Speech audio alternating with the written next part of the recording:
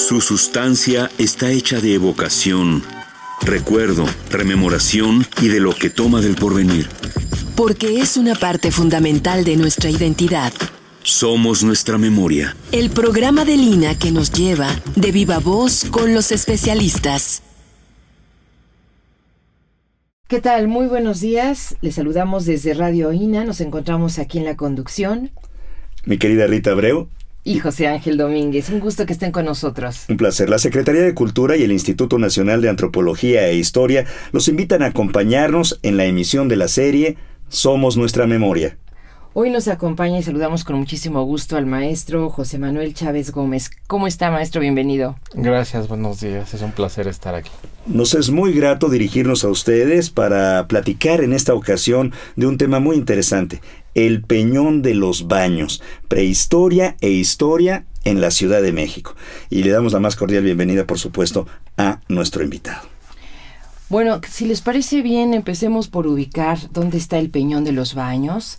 Está en la Ciudad de México, como lo hemos visto, yo creo que todos los visitantes y los habitantes de México, pero maestro, ubíquenos bien, ustedes que tienen así como unas coordenadas más precisas, ¿dónde se encuentra este sitio de México? Oye, Rita, pero los visitantes que llegan en avión. Pero también los que pueden ir a la Villa de Guadalupe. Bueno. Yo creo que hay manera de encontrarse con ese sitio. ¿Cómo es, maestro? Pues sigue siendo un sitio importantísimo el Peñón de los Baños. Está en básicamente la avenida Río Consulado o circuito interior para los que van en carro, pero también se puede llegar en metro. En terminal aérea, bueno, enseguida los que van para el aeropuerto nada más caminan hacia arriba y se ve enseguida el cerro. Uh-huh. Entonces está al ladito, ahí en la cima del cerro está la torre de control del aeropuerto internacional de la Ciudad de México, así que no hay pierde. Un cerrito pequeño, digamos, que ha sido devorado por la mancha urbana, ¿no, maestro? Exacto, sí está rodeado ya por toda la colonia Peñón de los Baños. El único consuelo que nos queda es que al menos es gente originaria del lugar, entonces, pues bueno, está entre familia rodeada de asfalto y cemento. Pero antes era muy diferente, o sea, nos ¿querrías platicar un poco en torno a cómo era en los tiempos prehispánicos este espacio que se antoja maravilloso, vaya? Sí, bueno, para empezar era un lecho lacustre, ¿no? El Peñón de los Baños desde el Pleistoceno ha sido un punto central en la cuenca del Valle de México. El verdadero ombligo del mundo de la cuenca de México es el Peñón de los Baños. Y desde, bueno, voy a decir 12.700, que es la fecha que tiene la mujer del Peñón, era un sitio lacustre rodeado de ciertos pantanos donde había bisontes, mamuts y obviamente un campamento de cazadores recolectores. Y alrededor pues obviamente estaba ya la laguna con este tipo de flora y fauna, tigres, dientes de sable y pequeños asentamientos humanos alrededor. Ese era el aspecto que tenía, no cambió mucho conforme fue avanzando el tiempo, solo se secó un poquito más después de las glaciaciones y empezaron los primeros asentamientos, y ese fue el mismo paisaje casi que permaneció hasta milenios. La llegada de los españoles, sí. Bueno, ya mencionó un personaje que creo que es el que pone la antigüedad del lugar, ¿no? Que es la mujer que tiene 12.000, ¿cuántos 700 son? 12.700 años. Sí. Pero entendemos entonces que estaba en medio de la laguna este pequeño cerro. Sí. Estaba en la pequeña. Sí, uno ve incluso todavía algunos mapas del siglo XIX, cuando todavía había tramos de la laguna, y se ve en medio, está en medio. Uh-huh. Y ha habido ya reconstrucciones de ingenieros, de técnicos en computación que han hecho recreaciones de la cuenca de México, como era en el momento de la llegada de los españoles, y se ve en medio una isla. O sea, se tienen que llegar por canoa a los posibles habitantes. Exacto. Que sí lo sabía, puesto que existen estos restos de la mujer. Sí, y además es un punto muy importante porque es donde se dividen las aguas del lago. Del agua salada y el agua dulce. Exacto. Hacia lo que sería ahora, bueno, el Estado de México, parte de Catepec y demás, era salado. Uh-huh. Y hacia ya hacia el sur, digamos. Xochimilco y aquella zona. Texcoco, esta parte de Chalco, era agua dulce. Entonces el Peñón pues, era como que el punto medio donde confluían las dos corrientes. Por eso, bueno, ya después se diseñaron obras hidráulicas para separar las aguas. Ya llegaremos a eso y a Nezahualcóyotl y a estos personajes extraordinarios, pero entonces, maestro José Manuel Chávez Gómez, este Peñón de los Baños es importante paleontológicamente hablando, por los restos de los que nos platicas. Exacto, sí es, no es la única osamenta que se encontró, hay otras 4, pero solo son los cráneos y algunos fragmentos de huesos masculinos, pero sí nos demuestran que hubo un asentamiento humano importante, ¿no? Es de los que más nos han permitido fechar el... Pero esta mujer de 12.700 años, una mujer que según entiendo tenía entre 25 y 30 años, ¿no? Cuando en la época en que falleció, está mejor conservada, está más completos estos restos. Sí, ya. Sí, hace como 2 años hubo una exposición en el Museo Nacional de Antropología sobre el Pleistoceno en el Peñón de los Baños. Y todo lo que se ha encontrado. Exacto. Ahora, estos restos, ¿qué nos hablan? Tanto los de la mujer como los huesos y los restos de estos seres masculinos. ¿Qué nos dicen, maestro? Bueno, las osamentas nos indican más bien cómo fue la estratificación de los suelos, ¿no? Porque se han mineralizado y tal. Exacto, uno de los cráneos estaba incrustado en una de las rocas literalmente. Entonces los antropólogos físicos que fueron los que trabajaron ahí tuvieron que sacarlo con mucho cuidado e hicieron muy buen trabajo. Entonces nos indica que el propio lecho lacustre permitió que se conservaran esas osamentas, sobre todo los cráneos y la mujer del Peñón. Entonces nos habla que había al menos un campamento de gente que probablemente usando los recursos acuíferos y también los de caza mayor, que eran el bisonte y el mamut, podían subsistir en ese pequeño islote o trasladarse por medio de canoa, ¿no? Usando las corrientes del lago. Esa es lo importante. Esa es la importancia, esa es la información que arroja el contar con estos restos. Sí. Pero todavía están lejos, digamos, de la época de las migraciones nahuas y demás. Todavía esto está muy lejos en el tiempo. Sí, todavía, ¿no? O sea, hay un vacío de información, porque no se ha encontrado mayor evidencia entre estos 12,000 y la llegada de los primeros grupos nahuas. Pero me llama la atención en un reporte que tuvimos la oportunidad de leer, que describen la forma de estos cerebros o de estos cráneos, y quiere decir que eso también ya arroja la idea de cómo eran físicamente.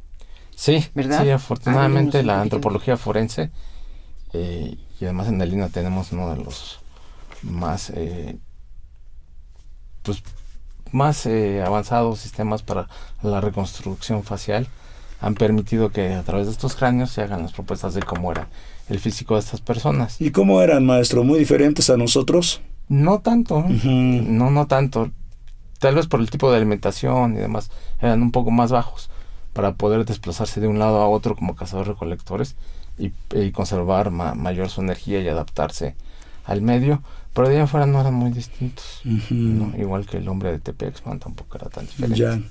Ya empezaban, digamos, a desarrollar estas maneras de sociedad, de adorar, de pensar. ¿Se sabe un poco de esto también? Pues ¿O bueno, es más complicado? Se infieren, no es tan complicado porque sí se han encontrado algunas evidencias de figurillas y cosas así. Ya hay un respeto a la naturaleza. Obviamente los animales más fuertes debieron de haber sido adorados como una especie de animal totémico o deidad. Claro, no hay una evidencia de Tlaloc, no hay evidencia de Huitzilopochtli, pero sí ya hay una adoración a la naturaleza sobre todo. Ya lo que demuestra ser fuerte, feroz, capaz de adaptarse al medio. Qué interesante, ¿eh? Qué maravilla. Sí. Entonces sí se han encontrado algunos tipos de flora y fauna, de fósiles que nos hagan saber cómo era el entorno de este Peñón de los Baños que ahora vemos lleno de casas. Bueno, sí, sobre todo, analizando los estratos minerales, ¿no? Restos de polen y tal, algunas cosas así que sobre todo los paleontólogos y los antropólogos físicos son los que han han estudiado ese tipo de cosas, pero sí se tiene evidencia de lo que se halló, ¿no? Maestro, ¿por qué tu fascinación por este lugar? Pues en realidad, bueno, yo estudio el área maya, pero ahora en el ciclo que tenemos en la Dirección de Estudios Históricos sobre paisajes patrimoniales, decidimos retomarlo porque es un lugar muy importante que se le ha olvidado un poquito, y al estar buscando información me fascinó bueno, no vamos a hablar, pero tan solo el lugar da mucho para ver, analizar, platicar. Tanto en la época contemporánea la gente de ahí tiene una identidad muy fuerte con el Peñón, como desde la época antigua. Entonces ha habido un asentamiento humano continuo. Ya, ahí en Tepetzinco. En Tepetzinco. A eso podemos ahora pasar a este punto donde ¿cómo se llamó antes de que lo nombráramos el Peñón de los Baños? ¿Y por qué el Peñón de los Baños también, no? El nombre, bueno, lo encontramos en las fuentes históricas, en diversos cronistas y en algunos códices. Tepetzinco, bueno, se ha traducido como el cerro que está en medio de la laguna, obviamente, el pequeño cerro.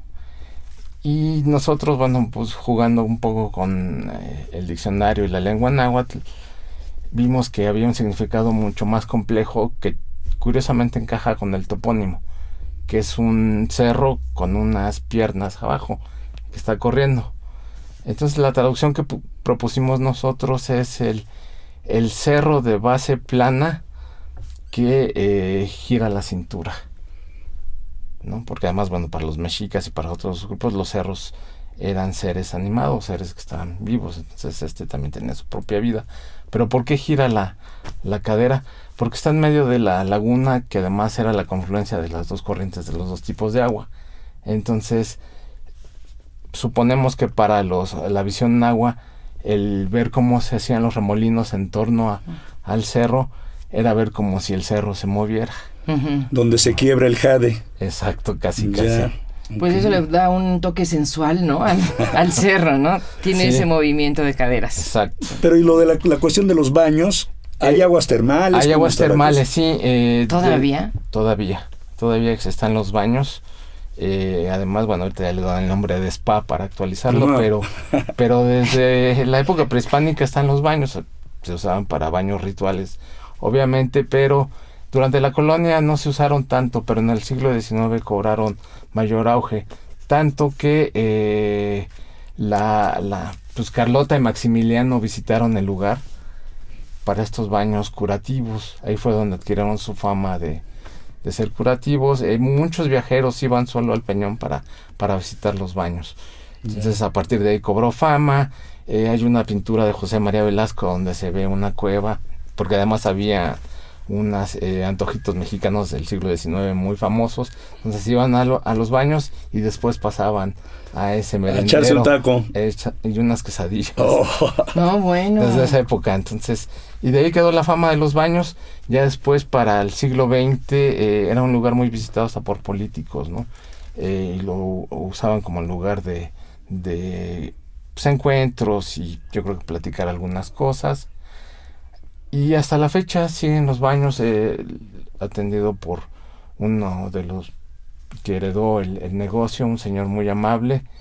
Y pues si quieren ir a relajarse, y baños minerales, ahí está. Eso, o sea, baños minerales, aguas termales, además de lo contemporáneo que es el sauna y estas cosas, ¿no? Sí. Pero vale la pena. Vale la pena visitarse. Es una maravilla como un lugar que sí es punto de referencia, sobre todo por la torre de control del aeropuerto y porque es inevitable verlo, tenga una historia así casi como oculta, porque ahorita es muy difícil pensar cómo estuvo rodeado de agua y cómo tenía además este encuentro de las aguas dulces con las saladas. ¿Ahí en qué momento se piensa que hay que dividir las aguas y qué propósito tenía este efecto? Pues al menos el primer registro que tenemos es con Moctezuma I, cerca de 1476 aproximadamente, quien con la ayuda de Netzahualcóyotl ingenian estas obras del Albarradón. Pero es que ya se había inundado Tenochtitlan en varias ocasiones, exacto, ¿no, maestro? Y cerca, bueno, y poco antes recibieron una inundación de las más fuertes. Eso motivó a que hicieran Esto era la razón. la razón principal, aparentemente. En realidad, bueno, aparte de controlar las subidas de agua y evitar que se mezclaran, era también propiciar que la navegación y sobre todo la pesca fuera mucho más tranquila que con la mezcla de aguas, ¿no? Ya, porque es una obra monumental y para la época extraordinaria, me parece, pero en atención a nuestros escuchas, te pediría, maestro, que nos explicaras qué es un albarradón. Bueno, se le dio ese nombre de albarrón por nombre colonial. Uh-huh. En realidad es una represa. Ya. Es un muro que tenía 15 kilómetros de extensión desde Catepec hasta Texcoco. Y tenía 3 metros de alto del fondo lacustre hacia la superficie. Y bueno, la base se supone que estaba aplanada. Tenía compuertas equidistantes de un lado a otro para permitir, cuando llovía, subía el nivel del agua y no se rebosara, sino la salida de las aguas, que además se usaban para regar las chinampas. Uh-huh. Entonces todo estaba para la pesca, pensado. para las chinampas, Exacto. O sea, todo estaba se volvió todo un sistema hidráulico ecológicamente pensado y sostenible, como se dice ahora. exacto, y ver también en qué épocas era más favorable la pesca, porque no todo el año se podía pescar. Entonces, cuando los cardúmenes se juntaban, cuando podían pescar cierto tipo de pez, ¿no? Esto nos habla, pues, primero es así como pensar que diseñaron algo con un nivel de técnica y de obra ingenieril, ¿no? Prácticamente en la que tuvieron que haber participado muchas personas. Sí, según las crónicas y también por estudios de arquitectos e ingenieros, la obra se hizo, bueno, con cientos de gentes divididos en cuadrillas, ¿no? De al menos 12 o 20 individuos que se estuvieron rotando para hacer el albarradón. Primero se hicieron 2 hileras de pilotes paralelas, se fueron asentando por los 15 kilómetros, y después lo que llaman los arquitectos se fue llenando por hiladas de piedra, es decir, una cama de piedra paralela primero, luego otra encima con cementante, con argamasa, estuco y el propio lodo para que fuera más fuerte hasta llegar al nivel. Y bueno, ya se le puso un enlucido en la parte de arriba. Suena complicadísimo y más construir dentro del agua, o sea, con esas cuestiones de humedad, o tenían que esperar la época de secas, ¿cómo estaba? Exacto, sí, no se puede hacer en época de lluvia porque el material se vuelve muy suave. Entonces, aprovechando que bajan los niveles del agua en época de seca, permite trabajar sin la molestia de la lluvia y hacer turnos de 24 horas. Ya, como los antiguos cuadrillas constantes de trabajo. Digo, 24 horas no que estuvieran en la noche trabajando en el lago, sino que a lo mejor estaban preparando todo el material para carrearlo en las canoas y llevarlo. ¿Se sabe cuánto tiempo tomó la construcción de este albarradón, de este dique? No, se propone que fueron un par de años, ¿no? Pero exactamente no se sabe. Pero hay diferentes etapas, ¿verdad? Porque usted nos decía 1476, en tiempos de Moctezuma I. Sí, después, bueno, es la gran obra de construcción junto con Netzahualcóyotl. Después, hacia el reinado de Ahuizotl, que vuelve a haber otra inundación muy fuerte, bueno, todo el lado de Chapultepec, se vuelven a ampliar las obras un poco más arriba para evitar que se junten las aguas, que es el segundo periodo. Y la tercera gran inundación de Tenochtitlan ya viene con Moctezuma II, ¿no? Ya al final del Imperio Mexica. La etapa de Ahuizotl, ¿de qué años estamos hablando, maestro? A ver, ahorita se los digo porque... Traes tus notas ahí, tus apuntes, sí. Eso. En todo caso, siempre hubo gente, ¿se sabe más o menos o un estimado de cuánta gente habrá trabajado para construir eso? Suena de proporciones así monumentales, por supuesto, ¿no? Sí, hay quien dice que eran miles, ¿no? Pero números exactos no tenemos. No, haciendo estas ecuaciones de inversión de horas trabajo hombre, más bien en cientos, ¿no? Que se fueron rotando tal vez unos 400, siguiendo la numerología de vigesimal, 400 rotándose poco a poco, ¿no? Ya. De Ahuizotl es 1486, 1502. Ya, pues de la primera temporada que nos había señalado, estamos hablando de 10 años más. Más o menos, sí. Y la última es de 1502 a 1520. Ya. Y entonces tuvieron la fortuna de contar con una personalidad, una inteligencia superior, como se dice que fue la de Nezahualcóyotl. Este rey poeta, pero además arquitecto, además estratega, además, ¿qué más, maestro? Diseñador y gobernante de Texcoco. Claro. Sí, y bueno, parece que hizo escuela, porque además, bueno, cuando Ahuizotl hace las siguientes reformas, él se encarga no rediseñar, sino de remodelar el Albarradón y el acueducto de Chapultepec. Entonces nos habla que Ahuizotl también sabía de arquitectura hidráulica. Claro. No solo era un rey guerrero, sino también era arquitecto. Quiere decir que esto es lo que se encuentran los españoles cuando llegan.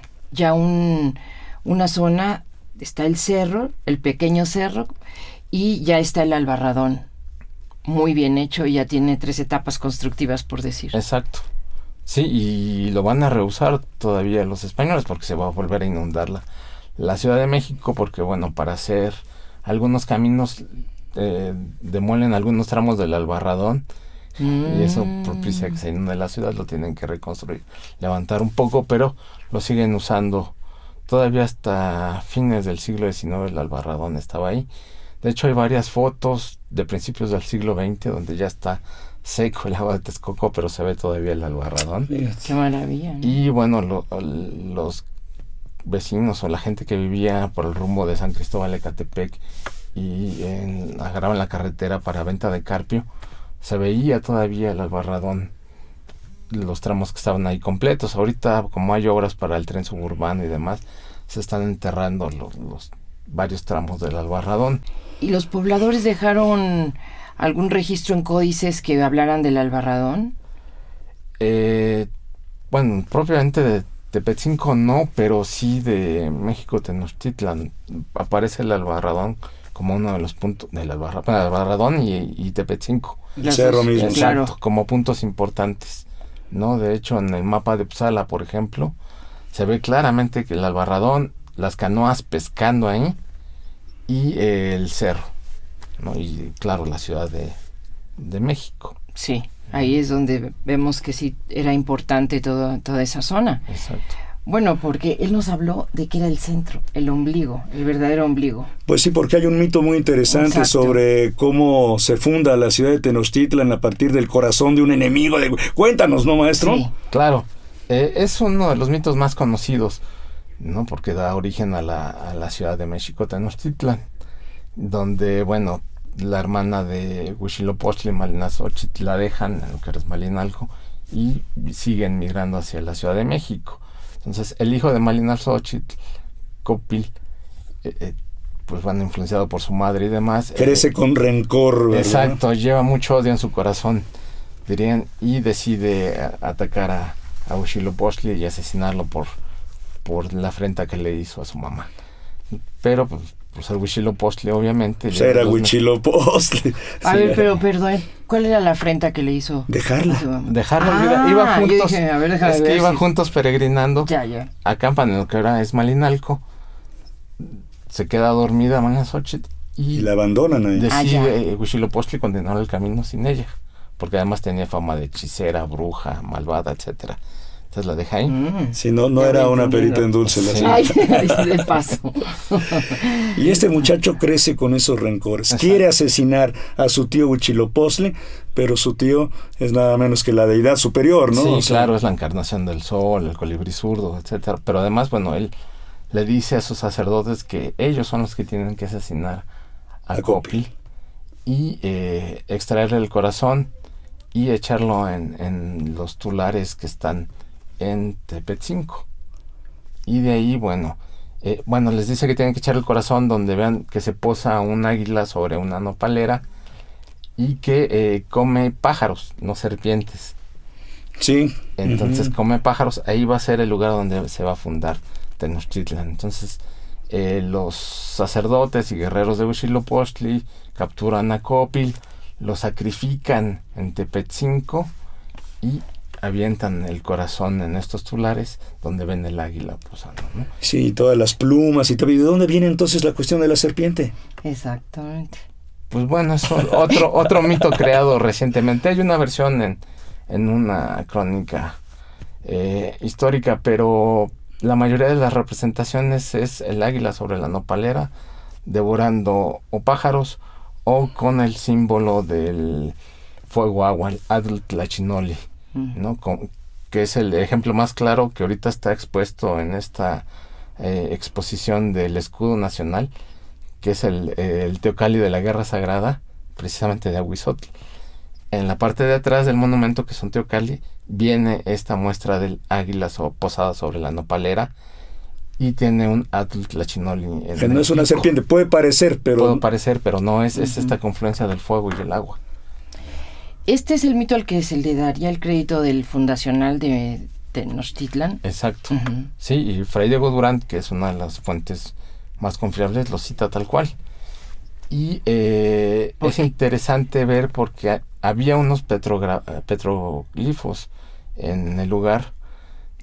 Uno representa un ombligo saliendo una nopalera con un ave posada encima. No se ven muy bien las fotos, pero pensamos que es un águila que estaba ahí. Y el otro es Tezcatlipoca sometiendo a otro personaje. Pensamos que es la variante de Huitzilopochtli de Tezcatlipoca Azul, porque también Huitzilopochtli ha sido vinculado con esta deidad del agua, del autosacrificio, etcétera, por la forma en que tiene el pie bueno, no tiene pie, más bien es una serpiente que le sale del pie.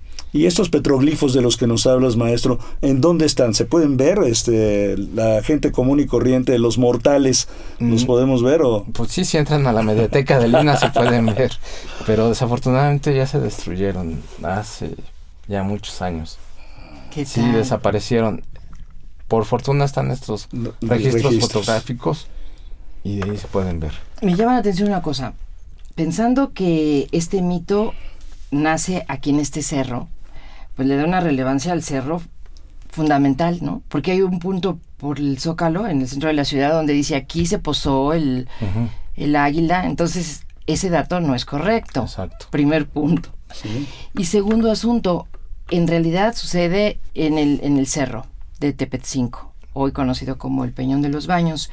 En la población que tu maestro nos dices que sigue muy activa y tienen todavía pues una vida comunitaria y de fiestas y de tatar y todo esto, ¿sí existe esa referencia? ¿Sí hay algún lugar que ellos ubiquen como aquí pudo haber sido el punto donde encontraron? No. De hecho, cuando hicimos la plática, llegaron gente de la Asociación de Cronistas de Peñón de los Baños y obviamente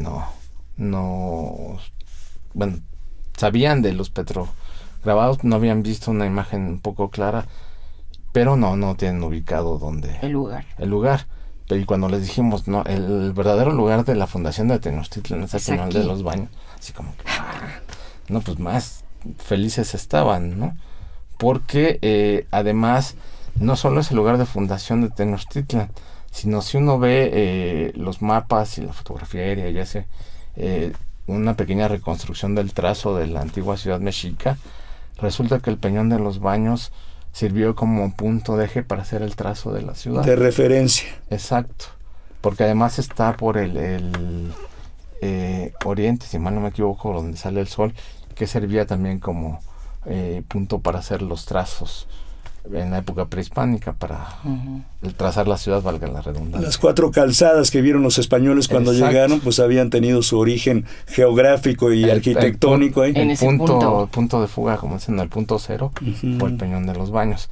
Ahora, el siguiente punto que se hizo el traslado, porque además en el periodo de Moctezuma I, que es cuando se hacen estas obras, Moctezuma I es el gran renovador de la historia mexica, ¿no? Es el que junto con su sacerdote, supuestamente queman los códices. Tlacaelel, ¿no? Exacto, reescriben la historia y demás. Es también cuando se hace el nuevo trazo de Tenochtitlan. Yeah. Entonces parece que lo hace a partir del Peñón de los Baños. Y hace 2-3 años en el centro histórico se hicieron unas excavaciones por este proyecto de arqueología urbana y se encontró un árbol, el tronco de un árbol, de un encino, junto con un altar dedicado a Huitzilopochtli. Pensamos que ese árbol era el centro real de la gran plaza de Tenochtitlan, que estaba alineado con Tepetzinco. Entonces fue como una proyección arquitectónica del centro hacia ese lugar. Siembran el árbol e inician la renovación de la ciudad en ese momento. Claro. Ya después se oculta, ya saben que hay ahí, pero se va renovando él. ¡Qué maravilla! ¡Qué maravilla! Pues les recordamos, estamos a la mitad ya de esta charla con el maestro José Manuel Chávez Gómez. Nuestro tema es Prehistoria e Historia en la Ciudad de México, el Peñón de los Baños. Este es el tema a tratar el día de hoy. Y maestro, interesante también que esta comunidad pues mantenga una identidad muy particular, tal vez distinta a la identidad del resto de los capitalinos, por este hecho particular de ser este centro cósmico, digamos, ¿no? ¿Cuál es tu punto de vista? Pues, bueno, comentaban los cuantos que fueron a la plática que por generaciones han vivido en ese lugar, que ya de por sí lo hace muy especial, ¿no? Lugar donde han vivido familias por generaciones y siguen estando ahí. Pero además es el sitio que tiene el carnaval histórico más largo en México desde el siglo XIX y que se ha repetido continuamente. Por ejemplo, que es algo que se sabe poco. Muy poco. Hay un carnaval en el Peñón de los Baños. Exacto, que es de los más antiguos. ¿Y en qué época se da? Sí. En la época del carnaval, febrero. Sí, es verdad. Sí. Eso tiene una fecha, ¿no? Sí, nos vamos por la batalla del 5 de mayo, pero no, el carnaval también es muy importante. Yeah. Y están muy orgullosos de ese carnaval. Y bueno, como gira en torno al cerro, pues el cerro es su lugar de referencia. Y se sienten muy apegados a él porque desde chiquitos pues lo han visto. Maestro, perdón, ¿está controlado el crecimiento de esa zona? ¿El crecimiento urbano? En la actualidad, sí, pues ya cubrió completamente las faltas. Ya no se puede más. No se puede llegar a la torre de control del aeropuerto. Ya no, precisamente porque es terreno federal. Sí. Sí, entonces ya... Ahí hay un tope. Exacto, en ese aspecto se logró controlar. Bueno, también quisiéramos que nos explicaras, en realidad también lo que se perdió al desaparecer el lago, ¿no? Porque el lago, si bien inundaba, pero... Por cierto, las inundaciones continuaron y continúan incluso. En realidad, todo lo que se perdió al desaparecer, todo lo que significó este manto de agua. Obviamente se pierde un hábitat natural que era único en Cuenca de México al tener un ecosistema controlado por 2 tipos de agua, salitrosa y dulce. La fauna del lugar que había alrededor, obviamente aves, mamíferos, pero también peces, ¿no? Se extinguen completamente. Sistemas de riego, cultivo, que todavía sobreviven algunas en las chinampas, pero el sistema de pesca se pierde completamente porque el Albarrado no era un punto ideal para ir a pescar. Entonces todo ese conocimiento y el tipo de peces que pescaban para consumir se pierde, se deseca, pero no solo eso, sino que empieza la mancha urbana y se pierde pues todo el contexto natural del cerro, el contexto histórico. La invasión destruye algunas evidencias arqueológicas, ya más reciente con la traza y los asentamientos urbanos, y se me fue lo del circuito interior. Completamente alteran todo el contexto porque literalmente rompen el cerro para hacer la ampliación del circuito. Entonces uno pasa por la banqueta y ve cómo está cortado el cerro y se ven todas las capas geológicas. Y ya con grafitis, ¿no? En la actualidad.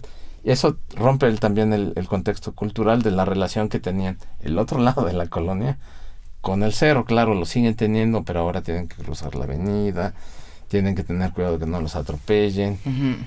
Y los baños quedaron en un extremo y el cerro en otro, cuando antes era parte de un circuito, digamos. Exacto, ¿no? La gente de ahí pues lo sigue viendo, pero ahora ya visualmente ya es es otro aspecto. Sí.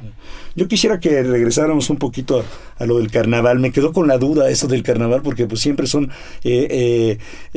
actividades muy interesantes que congregan a la gente y que pueden ser puntos de reunión también para todos aquellos que vienen de fuera, maestro, ¿no? ¿Es un carnaval típico? ¿Cuánta participa toda la gente de la comunidad? ¿Cómo es? Cuéntanos un poquito más. Lo poco que sé, porque nada más platicar, yo tampoco lo no, sabía. sí, pues vamos. Sí, platicaba el cronista que, bueno, aparte de que lo tienen registrado como uno de los más antiguos y están buscando que el gobierno de la ciudad lo reconozca como patrimonio inmaterial. Claro. Sí, se reúne toda la gente del lugar, diseñan sus vestidos, salen a la calle, bailan, hacen música, se toman las fotos, pero invitan a la gente a que se incorpore, conviva con ellos, se hacen comidas especiales, llevan conjuntos de música, o sea, literalmente es un carnaval donde salen a divertirse y, bueno, festejar su propia identidad y pertenencia a este sitio. Sí, ¿tú crees que las políticas públicas que la Ciudad de México ha diseñado para preservar estos espacios de cultura y espacios identitarios estén funcionando o estamos un poco a la buena de...? Pues, como todo, ¿no? Hay lugares donde sí funcionan, porque, por ejemplo, en Iztapalapa también tienen un carnaval, ha funcionado, todo depende también cómo se organice la gente. Y en estos sitios que son ahora patrimonio cultural de la ciudad, se han organizado bastante bien y los del Peñón están bien organizados. Pero los del Peñón sí es un patrimonio cultural de la ciudad, sí está declarado como tal. Hasta donde entendí estaban buscando igual y ya son, y yo me quedé en ese trance. Pero fíjate que esto que nos estabas diciendo, maestro, de cómo se le ha castigado, digamos, cómo todos estos circuitos han, en primer lugar, como vuelven medio invisible el lugar, ¿no? Vaya, está definitivamente atravesado por 1000 líneas y además el aeropuerto ha requerido como segundos pisos, como estos puentes así levadizos, y prácticamente está muy, muy castigado visualmente, ¿no? Debe ser también un motivo porque el carnaval no sea tampoco algo fácil de acceder. Sí. ¿No? Si tú lo ves así como automovilista, no sabes ni por dónde entrarle. Exacto, sí. De tan complicada que está sus vías de acceso. La otra obra, de verdad no lo mencioné, pero la otra gran obra que altera todo el contexto es el aeropuerto. Totalmente, el aeropuerto. Sí. Ahora sí que con todo respeto, como dicen por ahí, pero sí le ha tratado... Dado al traste un poco. Sí. Lo ha trastornado. Pero bueno, al menos rehusó el cerro, precisamente al estar en medio de la cuenca, permite que se levante la torre de control porque tiene un espacio amplísimo. Visual, pero también para que las ondas de radio viajen sin ningún problema. Entonces, ahí como los lugares tienen, cuando son importantes, cuando son relevantes, tienen unos usos o reusos que les vuelve a dar un sitio pues privilegiado, ¿no? Sí. Eso es curioso, ¿no? El aeropuerto siendo tan importante en la cuestión de las comunicaciones, claro. Pero yo te quisiera preguntar, mi estimado maestro José Manuel Chávez Gómez, si es aún el Peñón de los Baños un lugar importante dentro de la Ciudad de México, para la Ciudad de México. Sí, bueno, ya sabemos por su carnaval, por la batalla de 5 de mayo que se recrea, pero también por todos estos aspectos históricos. Y por los baños. Afortunadamente los manantiales todavía están ahí y siguen, no se han secado, se pueden usar los baños, pero al ladito hay una capilla del siglo XVIII preciosa, dedicada a la Virgen de Guadalupe, que tiene un retablo barroco estípite del siglo XVIII también, pinturas coloniales muy hermosas que se han descuidado, y es otro patrimonio muy interesante. Fue una capilla fundada por los franciscanos, precisamente, bueno, aprovechando lo de los baños, y estaba la capilla, tenía una sacristía donde se daban clases, etcétera. Todavía uno de los cronistas me decía que ahí se daban clases y muchos de ahí se iban a la primaria ya directo. Se alteró completamente el contexto y hay unos multifamiliares al ladito de la capilla, pero al menos se conserva la capilla. Pero ya no son, por ejemplo, familias que sean hablantes del náhuatl, no, por ejemplo. Ya no, pero al menos esa identidad de pertenecer al Peñón de los Baños, tener fiestas 2 veces al año, no es el carnaval y lo de la batalla del 5 de mayo, pues son referentes importantes. Esta iglesia ¿Hay un Cristo de caña ahí también, de pasta de caña? Sí, parece que sí es. Y es importante, también tiene su festividad en Semana Santa, que se sabe poco, pero ahorita no recuerdo el nombre del Cristo, y es una festividad importante. El Cristo del Peñón, creo que le dice, ¿no? Sí. Exacto, sí. Oye, también maestro, es importante. Hay varias veces que has mencionado lo del 5 de mayo, lo de estas representaciones. Eso es muy importante, eso es relevante. Cuéntanos desde cuándo o por qué se hace ahí. ¿Por la visita que nos contabas de Maximiliano y Carlota a los baños termales? No creo que venga de ahí. Yo la verdad no recuerdo ahorita, pero se celebra desde fines del siglo XIX. Ajá. También. Es una de las festividades también más longevas que ha habido. Y bueno, le dan su toque especial. Yo no sé si hubo gente del Peñón que fue y participó en la guerra del 5 de mayo y por eso recrean la batalla ahí. Pero es una festividad importantísima, casi equivalente a la que se hace en Puebla. Fíjate. Y bueno, obviamente de las más antiguas. Se hace todo, se organizan en torno a ello. Hacen una coreografía. Para hacer simulan una batalla, ¿no? Simulan una batalla, tienen sus cañoncitos que disparan fuegos de salva. Y sí, y bueno, y toman, pero también la convivencia familiar es muy interesante porque se organizan por familias y cada una tiene un papel importante de acuerdo a los protagonistas. Hay unos que son los acapuastlas, hay otros que son los franceses, hay otros que son los soldados mexicanos. Entonces, de acuerdo por familias, o se heredan los trajes o se diseñan y participan. Entonces se maquillan, se ponen de acuerdo. Creo que hasta hacen pequeños ensayos y ya cada uno sabe su lugar. Entonces es una fiesta bien organizada. Ya, qué bien. Un lugar emblemático de la Ciudad de México, un lugar que tal vez ha pasado desapercibido para las nuevas generaciones, un lugar que tiene que luchar a brazo partido contra un crecimiento demográfico y arquitectónico pues irresponsable tal vez o incontrolado, pero al cual han ido muchos personajes históricos. Nos decías que en algún momento dado pues los baños eran importantes para políticos, para artistas, ahora está un poco olvidado. ¿Es la delegación Gustavo Madero? Sí, creo que sí. Está un poco olvidado para esas personas. Exacto, sí, sobre todo para los políticos, ¿no? Todavía, pues mucha gente del lugar y algunos que saben de las maravillosas aguas que hay ahí. Porque pues supuestamente deben ser curativas, son mineralizadas, exacto. Bueno, y que todavía sobrevivan, estamos hablando de miles de años, ¿no? Sí. Creo que eso sí le da, por lo menos ir a verlas, ¿no? ¿Tú pensarías que sí es digamos, conveniente hacerlo más público, que la gente sepa que existe ese lugar? Sí, yo creo que vale la pena rescatar, porque además, si nos ponemos muy exquisitos, diríamos que es uno de los primeros spas de la Cuenca de México, ¿no? Así es. Ya, oye, estaba checando, aquí es la delegación Venustiano Carranza. Como están pegadas ahí, Gustavo Madero y Venustiano Carranza, la confusión, ¿no? Maestro, como se acerca un poco al final, yo creo que es interesante que tú nos hablaras de lo que tú consideras como estudioso de este lugar, lo que debería de ocurrir. Digo, lo has ido diciendo a lo largo del programa, pero si tenemos una iglesia del siglo XVIII, si tenemos los manantiales, tenemos el carnaval, tenemos el 5 de mayo, ¿qué te gustaría que sucediera? ¿Qué recomendación de protección, qué manera de difusión de lo que existe ahí debería de existir para darle el lugar que se merece, ¿no? Pues bueno, yo me atrevería a decir que aunque esté en la torre de control, deberían de declarar patrimonio natural e histórico al Cerro del Peñón, por ser el lugar de fundación de Tenochtitlan y de la Ciudad de México, primero, y patrimonio histórico intangible, todas estas fiestas en torno a que hace la gente del Peñón, y pues monumento histórico también, ¿no? Y a los sonideros también, porque ahora abundan los sonideros por allá, ¿no? ¿Cómo también está la cosa ahí? Cuéntanos.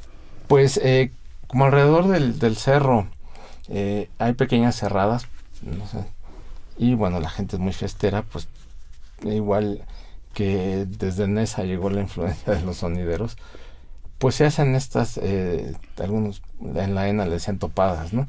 Estas fiestas para chavos y no tan chavos, donde pues el tener un sonido que sea económico, pero que a la vez jale gente, pues se vuelve un atractivo, ¿no? Un plus, y entonces pues no falta la competencia, pero además también con el sabor del sitio, pues se vuelve interesante, ¿no? Porque hay sonideros tocan toda la música, pero hay como que los que se especializan un poquito más en la cumbia, en la salsa, salsa, los tibiris acá. otros más pues en rock y cosas Sí, así. más metálicos y Sí. eso. O sea ¿no? que es pueblo fiestero. O sea, el cerro sigue siendo un lugar Es así. un lugar de fiesta. De fiesta y de vida.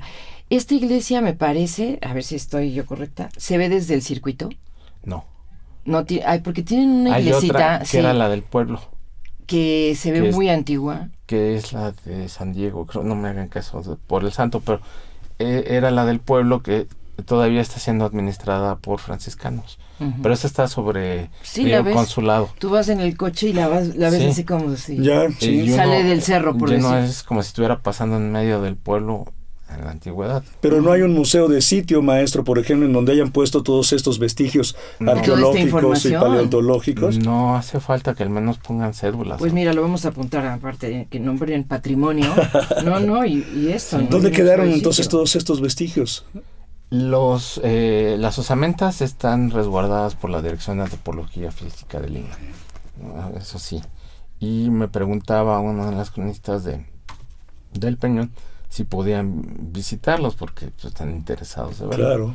Pero, bueno, se tienen que dirigir a la Dirección de Antropología Física, hacer una carta, solicitar si les permiten el acceso para ver y tal vez fotografiar la osamenta. Lo que se puede hacer es al menos montar estas exposiciones fotográficas Claro. afuera del cerro con información y cédulas de la mujer del Peñón. Sería un atractivo. Mucho, para informar Porque a los jóvenes. Oye, la mujer del Peñón es como hablar del hombre de Tepexpan, ¿no? Exacto. Siempre decimos el hombre de Tepexpan, pero existe este La personaje. Es más antigua la mujer del Oye, Peñón, además, ¿no? Tendría que tener su relevancia, perdóname. Sí, el poder femenino desde hace Por 12, supuesto. Claro, 12.700. estamos siempre a favor. Fíjate, una osamenta casi completa, ¿no? Sí. ¿Eh?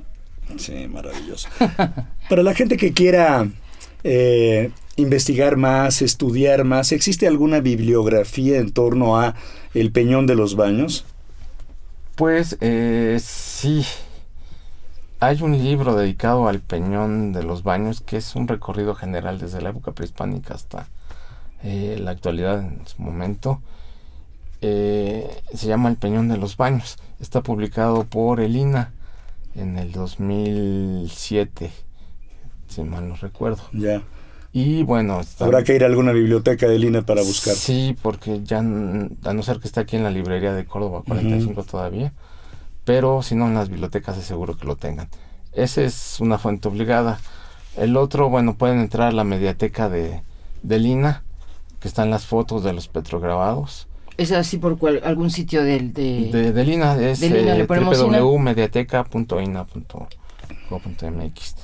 Y bueno, hay fotos antiguas del Peñón, del pueblo, incluso de la festividad del 5 de mayo, muy interesantes ahí en el sitio. Ese es uno. Consultar los diferentes cronistas, por ejemplo, Fray Diego Durán, que es el que trae el mito De Copil. de Copil, códices como el Códice de Uppsala o el Códice se me fue el Peralta, que también traen imágenes del Peñón y el Albarradón. Y bueno, así se puede ir.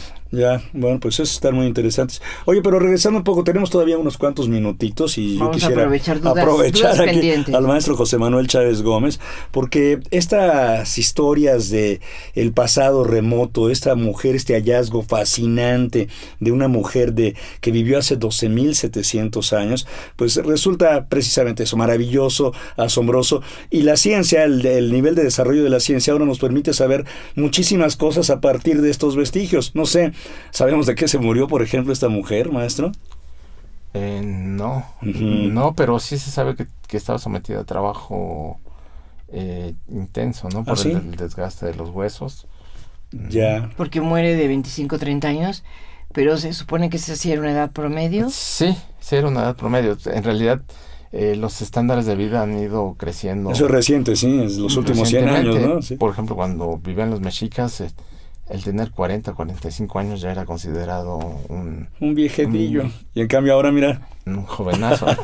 Otra duda que se quedó cuando hablamos de esta laguna y de este punto donde se juntaban las aguas saladas con las dulces, es la profundidad del lago. No supimos, bueno, quisiéramos más bien saber qué tan profunda era.